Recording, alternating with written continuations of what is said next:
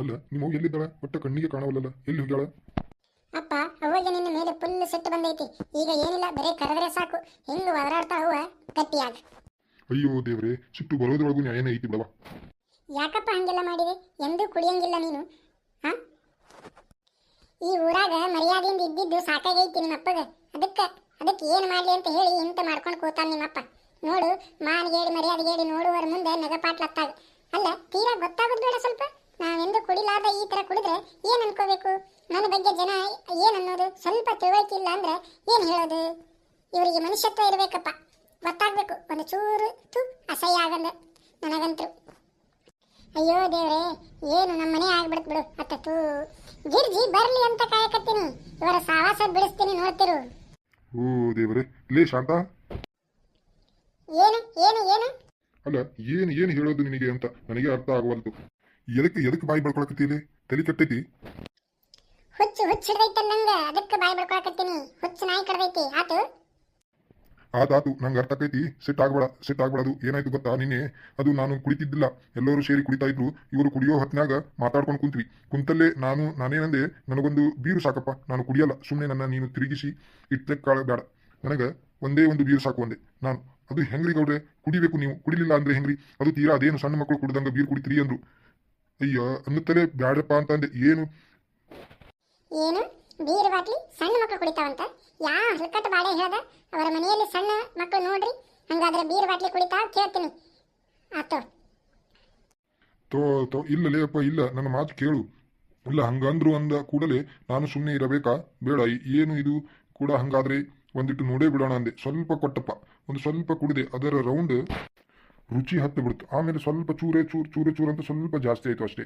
ಏನು ಅದಕ್ಕೋಸ್ಕರ ನೀನು ಪಾಪ ಆಮೇಲೆ ಕರೆದು ಬೈಯೋದು ಮಾಡೋದು ಇವೆಲ್ಲ ಮಾಡಕ್ಕೆ ಹೋಗಬೇಡ. ಮತ್ತೆ ಸರಿ ಅನ್ಸಂಗಿಲ್ಲ. ಮತ್ತೆ ಅವನ ಹೆಂಡತಿಗೂ ಸಿಟ್ಟು ಬರೋದು ಯಾಕೆ ಬೇಕು? ಹೌದಿಲ್ಲ? ಏನೋ ಒಂದು ಸಣ್ಣ ವಿಚಾರಕ್ಕೋಸ್ಕರ ಮುಖ ಕೆಡಿಸ್ಕೊಂಡು ಕುಂತ್ರ ಒಬ್ಬರು ಮುಖ ಒಬ್ರು ನೋಡಬೇಕು. ಅದಕ್ಕೆ ಅವರು ಕೇಳಿದ್ರೆ ನನ್ನ ಗಂಡ ಏನೋ ಕುಡಿ ಅಂದ, ನಿನ್ನ ಗಂಡಗೆ ಬುದ್ಧಿಯಲ್ಲಿ ಹೋಗಿತ್ತು ಅಂತ ಹೇಳಿ, ಹೌದಿಲ್ಲ? ಅದಕ್ಕೆ ಅಂತದೆಲ್ಲ ಬೇಡ ಅಂತ. ಏನು ಏನು ಕೇಳಿ ಹೇಳ್ತೀನಿ. ಫಸ್ಟ್ ಮನ್ಯಾಗ ಇದ್ದವ್ರನ್ನ ಬಂದು ಕರೆದವರು ಯಾರು ಅಂತ ಕೇಳ್ತೀನಿ. ಅವ ಬಾಯಿ ಮುಚ್ಕೋತಾ ಇರ್ತಾವ ನೋಡ್ರಿ. ನಾನು ಹೇಳಕತ್ತೀನಿ, ಇವತ್ತು ಮಾಡಿದ್ದಾಯ್ತು ಹೋಯ್ತು. ಇನ್ನೊಮ್ಮೆ ನೀವು ಕುಡಿದಿದ್ದ ವಿಚಾರ ಏನಾದರೂ ಗೊತ್ತಾಯ್ತು ಮತ್ತೆ ನಾನು ಬಿಡಂಗಿಲ್ಲ. ಹೇಳಕತ್ತೀನಿ ಕೇಳ್ರಿ. ನನಗೆ ಅದೆಲ್ಲ ಇಷ್ಟ ಆಗಂಗಿಲ್ಲ. ನನಗೆ ನನ್ನ ಗಂಡ ಕುಡಿಯುವ ಅಂದ್ರೆ ನನಗೆ ಸೇರಂಗಿಲ್ಲ ರೀ. ನಾನು ಅದೇ ಗತ್ತಲ್ಲೇ ಸಣ್ಣಕ್ಕೆ ಇದ್ದಾಗ ಇಂದ ದೊಡ್ಡಕ್ಕೆ ಆಗುವ ಮಟ್ಟ, ದೊಡ್ಡಕ್ಕೆ ಆದಮೇಲೆ ಮದುವೆ ಆದಮೇಲೆ ಪೂಜೆ ಮಾಡಿದ್ದೀನಿ ಬನ್ನಿ ಮರಕ್ಕೆ. ಕೊಡು ತಾಯಿ, ಕುಡುಕನಲ್ಲದ ಗಂಡ ನನ್ನ ಅಂತ ಹೇಳಿ ಹೊರಾನ ಹೊತ್ತಾನ. ನನ್ನ ಮನಸ್ಸಿಗೆ ಅಷ್ಟು ನೋವಾಗುತ್ತೆ. ನೀವು ಮಾತ್ರ ಅಂತ ಕೆಲಸ ಮಾಡಕ್ಕೆ ಹೋಗ್ಬೇಡ್ರಿ. ಮಾತು ಆತು. ಬಾ ಇಲ್ಲಿ ಬಾರ್ಲಿ ಗಿಡ್ಡ ಮುಳಿ. ನೀನಾರ ಗಿಡ್ಡ ಬಾಲೆ, ಎಲ್ಲಿ ಕುಂದ್ರಿ? ಬಾಯಿಲಿ ಕುಂದ್ರು, ಬಾಯಿಲಿ. ಏನ್ ಹೇಳ್ರಿ? ಅಲ್ಲ, ಸಿಟ್ಟಾಗ್ಬೇಡ. ಬಗಾನ ನಾನು ಕುಡಿಯೋಕೆ ಕಲ್ತಿದ್ರೆ ಏನ್ ಮಾಡ್ತಿದ್ದಿ? ಇಲ್ಲಿದ್ದಿಲ್ಲ, ಇವತ್ತು ಒಂದು ಸಲ ಆಗಿದ್ದಕ್ಕ ಕಿವಿ ಪರಚಾರ ಹೊಡೆದು, ಅಯ್ಯೋ ದೇವ್ರೆ, ನಿಮ್ಮ ಅಪ್ಪ ದಿನ ಕುಡಿದು ಬರ್ತಿದ್ದ ಅಂತಿ ಮನಿಗೆ. ಅವಾಗ ಸುಮ್ಮನೆ ಇರ್ತಿದ್ದೇನೋ ಏನು? ಹಿಂಗೆ ಬಾಯ್ಬಾಳ್ ಮಾಡ್ತಿದ್ದೆ? ಅದೆಲ್ಲ ನಮ್ಮವ್ವ ನೋಡ್ಕೋತಿದ್ಲು. ನಾವೆಲ್ಲ ಯಾಕೆ ನೋಡ್ಕೋಬೇಕು? ಅಪ್ಪ ಕುಡಿದ್ರೆ ಮಕ್ಕಳಿಗೆ ಅಷ್ಟೊಂದು ನೋವು ಆಗಲ್ಲ. ಅದು ಹೆಂಡತಿಯರು ನೋಡ್ಕೋತಾರೆ. ಅದೇ ಗಂಡ ಕುಡಿದ್ರೆ ಹೆಂಡತಿಗೆ ಬೇಜಾರಾಗುತ್ತೆ. ನಿಮಗೇನು ಗೊತ್ತು? ಸುಮ್ಮನಿರ್ರಿ. ಅದು ಹೋಗ್ಲಿ, ನಿಮ್ಮ ತಲೆಯಾಗಿ ಏನೈತಿ ಹೇಳ್ರಿ ಸ್ವಲ್ಪ. ಇನ್ನ ಒಂದು 8-9 ದಿನ ಉಳಿತು. 8 ದಿನ ಉಳಿತಾನೆ ನೋಡ್ರಿ.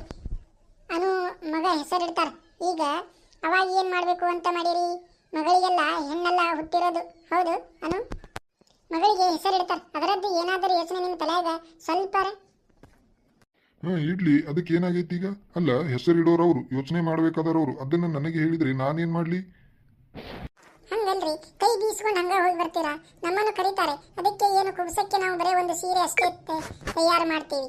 ಅವನಿಗೆ ಒಂದು ಜೋಡಿ ಅರಿವಿ, ಅಕ್ಕಿಗೆ ಒಂದು ಜೋಡಿ ಅರಿವಿ, ಕೂಸಿಗೆ ಹಂಗ ತಗೊಂಡು ಹೋದ್ರೆ ನಡೀತೈತೆ. ಪಾಪ ಅವರೇನು ನಮಗೆ ಸ್ವಲ್ಪ ಮಾಡಿದ್ದಾರೆ ಎಂತ? ಎಷ್ಟು ಖರ್ಚು ಮಾಡಿದ್ದಾರೆ? ನಿನ್ನ ದವಾಖಾನೆ ಅಂತೂ ತೀರ್ಸೋಕೆ ಆಗಲ್ಲ ಬಿಡು, ಅಷ್ಟು ಖರ್ಚು ಮಾಡಿದ್ದಾರೆ. ಅವರಿಂದ ನಮಗೇನು ಸ್ವಲ್ಪ ಸಹಾಯ ಆಗಿತ್ತು. ಆ ಕೂಸಿಗೆ ಒಂದು ಬಂಗಾರದ್ದು ಏನಾದರೂ ತಗೊಂಡು ಹೋಗಬೇಕು, ಹೌದಿಲ್ಲ? ಮೊನ್ನೆ ಪಾರ್ವತಿ ಹೇಳಿದ್ಲು, ಕುಬ್ಸಕ್ಕೆ ಸೀರೆ ಒಯ್ದಿದ್ದಕ್ಕೆ ಅವರತ್ತಿ ಏನೋ ಬಾಯಿಗೆ ಬಂದಂಗೆ ಮಾತಾಡ್ದಂತ. ಒಂಥರ ಅಯ್ಯೋ ಇಷ್ಟೆಲ್ಲ ಮಾಡಿ ಒಂದು ಸೀರೆ ತಗೊಂಡು ಬಂದ ಸೊಟ್ಟು ನಿಮ್ಮವ್ವ ಅಂತ ಹೇಳಿ ಎಲ್ಲ ಮಾತಾಡಲು ಅಂತ ಆ ಪಾರ್ವತಿ ಏನೋ ಸಮಜಾಯಿಸಿ ಕೊಟ್ಟು ಉಳಿಸ್ಕೊಂಡ ಬಿಡು. ಹೇಳ ಆದ್ರೂ ಈಗ ಒಂದು ಸಲ ಕಿವಿಗೆ ಬಿದ್ದ ಮೇಲೆ ಈಗ ಅದು ಹೋಗ್ಲಿ. ಈಗ ಅವರದೇನೋ ಆಗಿ ಹೋಯ್ತು. ಆ ಕೂಸಿಗೆ ಒಂದು ಏನಾದರೂ ಬಂಗಾರ ತಗೊಂಡು ಹೋಗೋಣ ಅಂತ. ನೀ ಹೇಳೋದು ಸರಿ. ಪಾಪ ಅವರೇನು ನನಗೆ ದವಾಖಾನಿಗೆ ಜಗ್ ಕೊಟ್ಟಾರ ಬಿಡು, ಅವ್ರ ಋಣ ತೀರ್ಸೋಕೆ ಆಗಲ್ಲ. ಹಂಗಂತೇಳಿ ಬಂಗಾರದ್ದು ಅಂದ್ರೆ ಸ್ವಲ್ಪ ರೊಕ್ಕ ಬೇಕನ್ಲೆ. ಈಗ ನೋಡಿದ್ರೆ ಬಂಗಾರ ಏನಿಲ್ಲ ಅಂದ್ರೆ ಒಂದು 70,000 ರಿಂದ 75,000 ರೂಪಾಯಿ ರೇಟ್ ಐತಿ. ಇನ್ನು ನಾವು ತರಕ್ಕೆ ಹೋಗೋ ಮಟ್ಟ ದಿನಕ್ಕೆ ಹೆಚ್ಚಿಗೆನೇ ಆಗ್ತಾ ಇದೆ, ಕಡಿಮೆ ಏನೂ ಆಗಬಲ್ತು. ಇವತ್ತಿದ್ದ ರೇಟ್ ನಾಳೆ ಇರಲ್ಲ, ನಾಳೆ ಇದ್ದ ರೇಟ್ ನಾಡಿದ್ದಿರಲ್ಲ, ಹಿಂಗ ಆಗ್ತೈತಿ. ಏನು ಬಂಗಾರದಂದ್ರೆ ಏನು, ಒಂದು ಉಂಗ್ರ 4 ಆಣೆ ತೂಕದ ಉಂಗ್ರ ಕೊಡೋಣ. 4 ಆಣೆ ತೂಕದ ಬಂಗಾರ ಉಂಗ್ರ ಎಲ್ಲಿ ಕಾಣ್ತೈತ್ರಿ ಅದು ಕಣ್ಣಾಗ? ಏಟ್ ಆ ಹುಡುಗನ ಕೈಯಾರ ಏಟ್ ಬೇಕಾತಲ್ಲ, ಅದು ಆಗಲ್ಲ. ಆ ಕಣೆ ತೂಕದ್ದು ಆಗಲ್ಲ. ಒಂದೆರಡು ಅಷ್ಟಕ್ಕೂ ಮಕ್ಕಳಿಗೆ ಯಾರು ಉಂಗ್ರ ಹಾಕ್ತಾರೆ? ಅವತ್ತು ಒಂದಿನ ಹಾಕ್ತಾರೆ, ಮತ್ತೆ ತೆಗೆದು ಇಟ್ಟಿದ್ದ ಮುಗಿದೋಯ್ತ್ರಿ. ರೀ, 1-2-3 ಗ್ರಾಮ್ ಇಂದ ತಗೊಂಡು ಬರೋಣ, ಹೆಂಗಂತೀರಿ? ಒಂದು ಸಣ್ಣದು ಒಂದು ಉಂಗ್ರನ 1-3 ಗ್ರಾಮ್ ಇಂದ ತಗೊಂಡು ಹೋಗ್ಬೇಕು. ತೀರಾ ಹಳಿ ಅಂತದ್ದು ಹೋದ್ರೆ ಹಿಂಗ ಅನಿಸ್ತೈತಿ, ಹೌದಿಲ್ಲ? ಅರವಿಂದರ ಏನ್ ತಿಳ್ಕೊಳ್ಳಲ್ಲ ಅಲ್ಲ, ಪಾಪ ಹುಡುಗ ಏನು ತಿಳ್ಕೊಳ್ಳಲ್ಲ ಬಿಡ್ರಿ. ಹಂಗಂತೇಳಿ ನಾವು ಏನು ಮಾಡಲ್ಲಂಗಿಂದ್ರೆ ಹಿಂಗ್ರಿ, ಆ ಖುಷಿಗೆ ಮಾಡ್ಬೇಕಲ್ಲ. ಅದಕ್ಕೆ 1-3 ಗ್ರಾಮ್ ಉಂಗ್ರ ತಗೊಂಡು ಹೋಗ್ಬಿಡೋಣ. ಹಾ, ನಾನು ಹೆಂಗಂತೀರಿ ನೀವು? ನೀವಂದ್ರೆ ಮತ್ತೆ ಪಟ ಅದನ್ನ ಮಾಡಿಬಿಡ್ಬೇಕ ಬರ್ತೈತಪ್ಪ. ಪಟ ಅದನ್ನ ಪಟಾಪಟ ಅದನ್ನ ಮಾಡಾಕಂತ ಶಾಂತ ರೊಕ್ಕ ಎಷ್ಟು ಬೇಕು ಅಂತ ಮಾಡಿ? ಒಂದು 15,000 ರೂಪಾಯಿ ಬೇಕು. 3 ಗ್ರಾಮ್ ಉಂಗ್ರ ಅಂದ್ರೆ ರೀ, ನಾವೇನು ಸರಾಪ್ ಗಟ್ಟಿ ಬಂಗಾರ ತಗೊಂಡು ಹೊಂಟೇವೇನು? ಹಾ, ಅಯ್ಯೋ ದೇವ್ರೆ, ಸರಾಪ್ ಗಟ್ಟಿ ಬಂಗಾರ ಅಂದ್ರೆ 15,000 ಆಗಲ್ಲ, ಹೆಚ್ಚಿಗೆನೇ ಬೇಕು. ಇನ್ನೂ ಒಂದಿಟ್ಟು ಇಷ್ಟಕ್ಕೂ ನಾವು ತಗೊಂಡು ಹೋಗೋದು ಅದು 22 ಕ್ಯಾರೆಟ್ ಇಂದ ಚಲೋ ಬಂಗಾರ, ಚಕ್ ಬಂಗಾರ, ಸರಾಪ್ ಗಟ್ಟಿದು. ಇದು ಬಹಳ ಕಲಿಬರಿಕೆ ಬಂಗಾರ, ಅದು ಉಪಯೋಗ ಇಲ್ಲ. ತಗೊಂಡು ಹೋಗಿ ತಂದು ಮಾಡಿ ಉಪಯೋಗ ಇಲ್ಲ. ಅದು ಸರಾಪ್ ಗಟ್ಟಿ, ಅದು ತಾಮ್ರ ಮಿಕ್ಸ್ ಇರ್ತದೆ, ಅದು ಸುಡುಗಾಡು ಇಟ್ಟಿದ್ದು, ಅದು ಇದು. ಅದು ಸತ್ಯಂ ಜ್ಯುವೆಲರ್ಸ್ ಐತಲಲ್ಲಿ, ಬಂಗಾರ ದುರ್ಗದ ಬೈಲಾಗ ದಾರ್ಯಾಗ, ಅಲ್ಲಿ ತಗೊಂಡು ಬಿಡೋಣ ಅಂತೀನಿ. ನಾವು ಹೂವಿನ ಮಾರ್ಕೆಟ್ ಕಡೆ ದೊಡ್ಡ ಅಂಗಡಿ ಐತಲ್ಲ, ಅಲ್ಲಿಗೆ ತಗೊಂಡು ಹೋಗಿ ಕೊಡೋಣ ಅಂತೀನಿ. ಅಲ್ಲಿಗೆ ಶೋರೂಮ್ ನಲ್ಲಿ ಇರೋದು ಒಂದು 25,000 ಬೇಕು ಅನ್ನೋ ಹಂಗಾರ. ಏನಾಯ್ತು? ಅವ್ವ ಅನು ಅಕ್ಕನ ಮಗಳಿಗೆ ಒಂದು ಉಂಗ್ರ ಗಿಫ್ಟ್ ಮಾಡೋಣ ಹೆಸರಿಡೋದಕ್ಕೆ ಅಂತ ಅಂದಾಳ ಅಜ್ಜಿ. ರೊಕ್ಕ ಸುಮಾರು ಬೇಕು ಹಂಗಾರ. ಹ್ಞೂ ರೀ ಅತ್ತೀರ, ಅದೇ ಒಂದು 3 ಗ್ರಾಮಿಂದ ಒಂದು 25,000 ಬೇಕು. 22 ಕ್ಯಾರೆಟ್ ಅಂದ್ರೆ ಅದನ್ನು ತಗೊಂಡು ಮಾಡೋಣ ಅಂತ ಮಾಡಿದ್ದೀನಿ. 22,000 ಅಂದ್ರೆ ನನ್ನ ಕಡೆ ಈಗ ಒಂದು ಭಾಳ ಇಲ್ಲ, ನನ್ನ ಕಡೆ ಒಂದು 3-4 ಸಾವಿರ ಇರ್ಬೋದು ಅಷ್ಟೇ, ಭಾಳ ಇಲ್ಲ. ಈಗ ಉಳಿದಿದ್ದು ಏನು ಮಾಡೋದು ಅಂದ್ರೆ, ಅಲ್ಲ ರೀ, ಇಲ್ಲಿ ಯಾರ ಕಡೆ ಕೇಳಿ?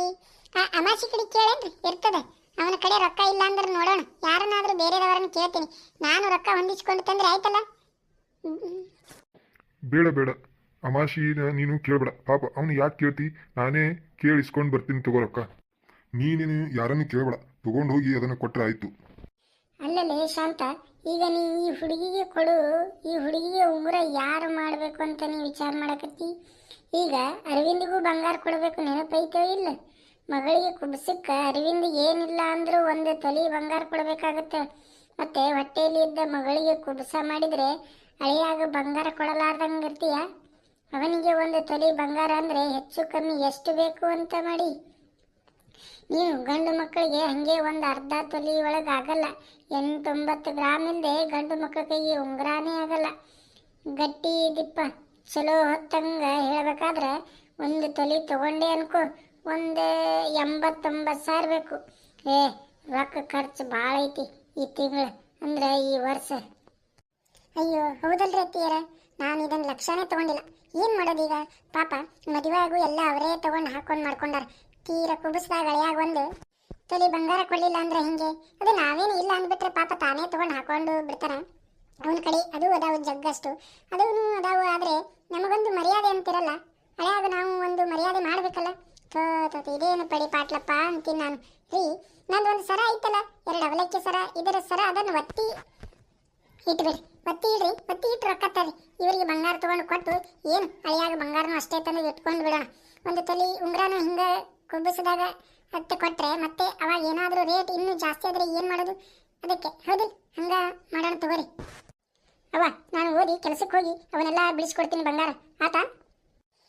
ಹ್ಞೂ ನಮ್ಮ ಮಗಳ, ಅಲ್ಲಿ ಮಠ ಬಂಗಾರದ ಅಂಗಡಿಯಾಗೇ ಇರಲಿ ಅವು. ಅಯ್ಯೋ ಹುಚ್ಚರ ಸಂತಿ, ಅಲ್ಲಿ ಮಠ ದೊಡ್ಡ ಬಡ್ಡಿ ತುಸು ಬೆಳಿತೈತೇನು ಏನ್ರಿ?